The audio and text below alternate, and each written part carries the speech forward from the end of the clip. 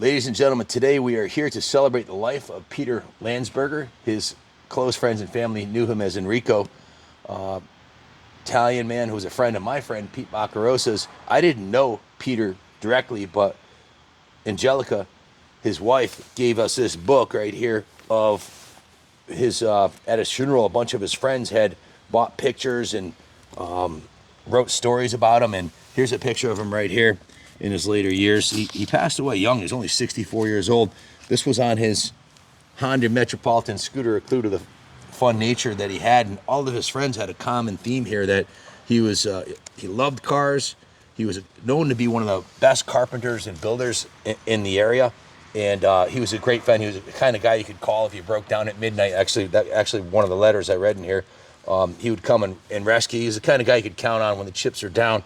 And his taste in motorcycles was evident here. This is one of his classic Triumphs, absolutely stunning Triumph Bonneville.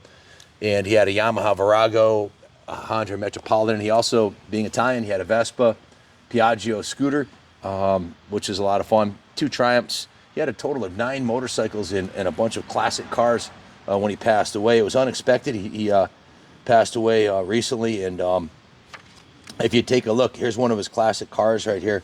The guy had real taste for fine automobiles, but here's a Rolls Royce that they're working on. Just picture of him working on cars and helping friends out. So Peter died too young, but he lived a great life. Spent a lot of time riding motorcycles and riding cars around, and she gave me this. She wanted me to read this, so it says, "May you walk in sunshine. May you always walk in sunshine, and God's around you flow. For the happiness you gave us, no one will ever know. It broke our hearts to lose you, but you did not go alone. A part of us went with you the day God called you home. A million times we needed you. A million times we cried. If love could only have saved you, you would have never died. The Lord be with you, and may you rest in peace. Amen." Reading the letter from Angelica, she spent the last 10 years of his life with him.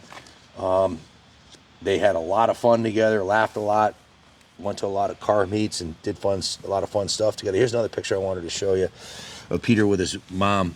And when Peter's dad died when he was 27 years old, and he became his mother's caretaker, took care of their house, the property, did all the maintenance, and kept her in that home till she passed away of old age.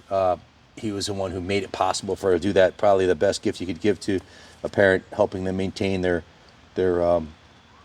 sense of dignity and not sticking them in old folks' home. So he also volunteered at the old folks' home and a retirement home, and just was an overwhelming. I read every letter in here, and the general gist is he was a super cool dude who loved motorcycles and cars, and he was a friend of my good friend Pete Baccarosa. So I'm sure we would have gotten along great. And we've been given the task of finding his motorcycles forever homes, all 9 of them. And some of them will stay on display here at the museum.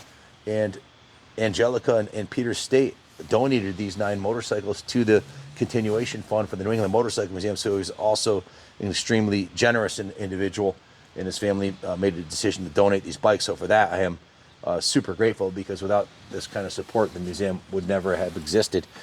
His friend Pete has, I think, 10 bikes on display, Pete Baccarosa, in the museum. So these are going to a great cause, and we're going to go through every one of these bikes and completely, clean them up, get them running, and find them new forever homes. This Yamaha Virago is completely done. Justin and the mechanic Jeff Castine went through this thing top to bottom, then it went through the detail shop, and I think John Lee detailed this, and it came out stunning, as well as the Honda Metropolitan scooter that he had, which looks like brand new. He was a fun-loving guy who loved cars.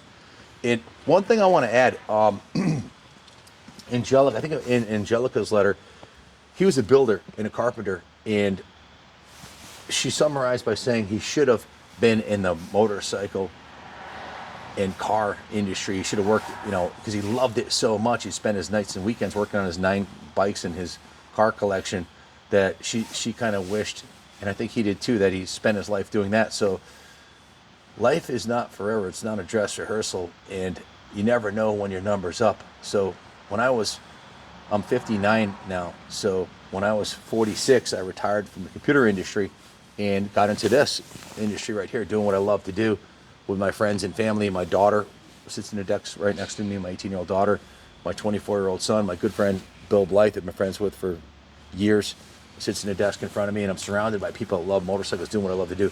Christy, she works with us also. So my whole family is involved heavily in this business, and it's sad that Peter didn't get to spend his life doing what he loved to do. I'm sure at some level, to be as good of a carpenter and builder he was, he loved that too. But for Angelica to say she wished she got into it full time, if hopefully this message touches somebody out there who will make the jump and follow your dreams and do what you love to do. And Peter spent a lot of time taking care of his mom and helping other folks out, and was a great person. So may he rest in peace. Thank you for watching. God bless America, and God bless Peter.